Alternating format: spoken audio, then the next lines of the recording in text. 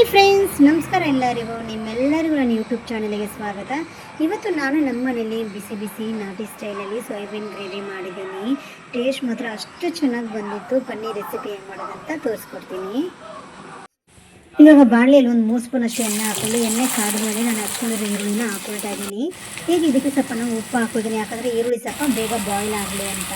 ನೋಡಿ, ಈರುಳ್ಳಿ ಈ ರೀತಿ ಕೆಂಪುಶ ಆದಮೇಲೆ ಇದಕ್ಕೆ ನಾನು ಸ್ವಲ್ಪ ಕರಿಬೇವು ಸೊಪ್ಪು ಹಾಕ್ಕೊಳ್ತಾ ಇದ್ದೀನಿ. ಈಗ ನಾನು ಮಿಕ್ಸಿ ಜಾರಲ್ಲಿ ಶುಂಠಿ, ಬೆಳ್ಳುಳ್ಳಿ, 6 ಹಸಿಮೆಣಸಿನಕಾಯಿ, ಚಕ್ಕೆ, ಲವಂಗ, ಪುದೀನ ಇಷ್ಟು ರುಬ್ಬಾಕೊಂಡಿರೋ ಪೇಸ್ಟನ್ನು ನಾನು ಇವಾಗ ಹಾಕ್ಕೊಳ್ತಾ ಇದ್ದೀನಿ. ಇನ್ನೂ ಒಂದು 5 ನಿಮಿಷ ನಾವು ಚೆನ್ನಾಗಿ ಫ್ರೈ ಮಾಡ್ಕೊಳ್ಳೋಣ.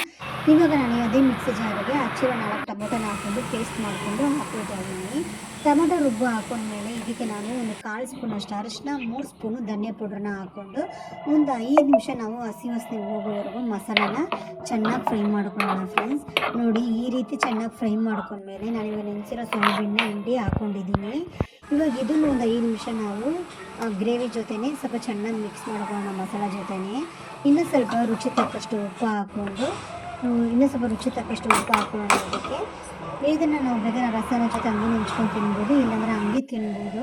ನಾನು ಚಪಾತಿಗೆ ಮಾಡ್ತಾ ಇರೋದ್ರಿಂದ ಸ್ವಲ್ಪ ನೀರನ್ನ ಹಾಕ್ಕೊಳ್ತಾ ಇದ್ದೀನಿ. ಮಿಕ್ಸಿ ಜಾರ್ ತೊಳೆದ್ಬಿಟ್ಟು ನನಗೆ ಗ್ರೇವಿಗೆ ಎಷ್ಟು ನೀರು ಬೇಕೋ ಅಷ್ಟು ಹಾಕ್ಕೊಂಡಿದ್ದೀನಿ. ನೋಡಿ, ಈ ರೀತಿ ಒಂದು 10 ರಿಂದ 15 ನಿಮಿಷ ಚೆನ್ನಾಗಿ ಕುದಿಸಿದ್ರೆ ಬಿಸಿ ಬಿಸಿ ಸೋಯಾಬೀನ್ ಗ್ರೇವಿ ರೆಡಿಯಾಗಿದೆ.